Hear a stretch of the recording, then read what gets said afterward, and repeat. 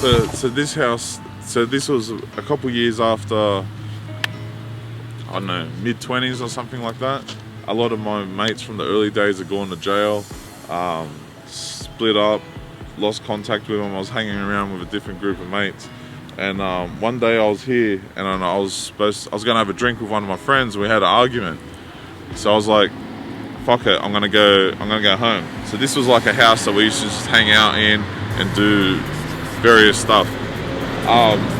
So I'm actually going to hang a piss, and I hear bang, bang, bang, bang, bang, bang, bang.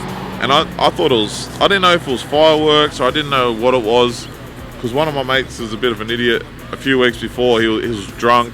I left him in the house by himself because he was a bit drunk, and he let off a gun into the wall. I don't know why, just a fucking idiot. So I sort of thought, is this cunt doing this shit again? But it was actually a car pulled up in the middle of the road and jumped out with a machine gun and sprayed the house next door. And I was in this house hanging a piss, and these girls that were just leaving ran inside and goes, oh my god, the boys are dead. Girl grabbed me and like, the boys are dead outside. I'm like, what?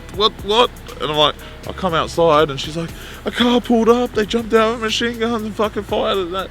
And this house was like, there was a lot of things in there that weren't mine, that I didn't want to take responsibility for. And I was like, fuck, alright, lock everything up and let's go. So we got out of there, and as we drove up the main road, the police are coming down. I went home, I woke up the next day, I put the news on, and I seen that the house had been shot up and a 4-year-old boy got grazed by a bullet. Thank God he didn't get hit, but that was just something that came along, and that was just another day in Blacktown. The funny thing was, I used to sit in here and we had like Foxtel, and I used to record the news, and it was a massive spate of drive-bys at the time, and it had a map of the Blacktown area, and it goes, Kings Langley drive-by, Seven Hills drive-by, Prospect drive-by, Kings Park drive-by, and there's like 7 drive-bys, and everywhere except for here. And I go, well, it looks like we're next, and within the week, the house next door got shot. Hectic. You want to talk about this album? Yeah.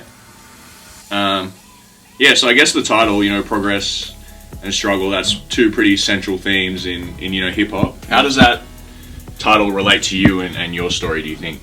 Well, I think where I came from, it was a struggle to get where I'm at. But now where I'm at, I've made a lot of progress. And it's been, my whole career's been a combination of both, like sometimes I take a couple steps forward and sometimes I take a couple steps back, and just a lot of the issues I deal with, they're not always, I don't always necessarily make party songs. A lot of them are personal issues, but I've taken the things that hindered me or were working against me and used them as a platform for me to do something positive and turn it into a business. You know what I mean? So half the album is progress, half of the album is struggle. The progress side is more being business savvy, launching the label, relaunching the label. I'm more busy than ever, making business moves, endorsement deals. We've got artists that we're signing. It's a new stage of my career where I'm a lot more business savvy and not just focused on my own material, but other stuff and the company as well, other artists and the company. And we're also creating sub-record labels, so like someone might come to me and I help them establish their record label, and we all want like Young Money, Cash Money, so we've got like the Menace Records, and then we've got a few other artists that we're working with that are definitely on the up and coming tip, but wait and see till that's ready. That was a bit brain damage.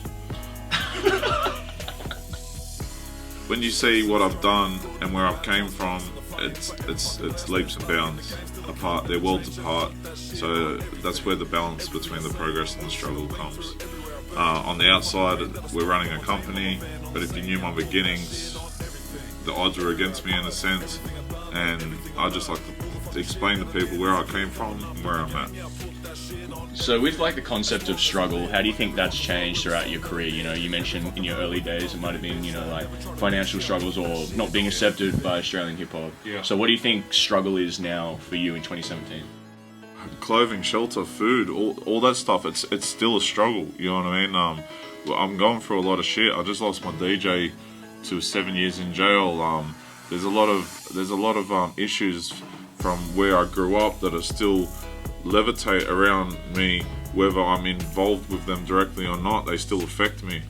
For an artist that's done so much, usually they're on the decline, and I'm 100% not on the decline. It's only getting bigger in time to come.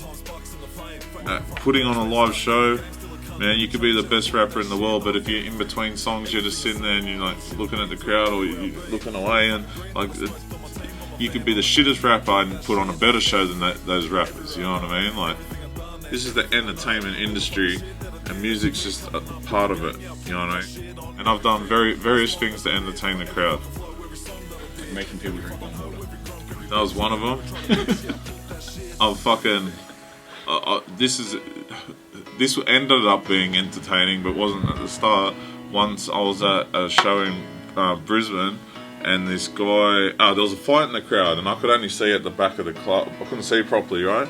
And someone come up and they go, "Bro, your missus is in a fight." I'm like, "What?" So I fucking jump off stage, and I jump into this crowd, and then fucking there's this my mate. He's got the guy on the floor, and they're rolling around, blah blah blah blah blah, and it gets broken up. I'm like, "What happened?" Something happened. This guy's fucking grabbed my missus around the neck, right?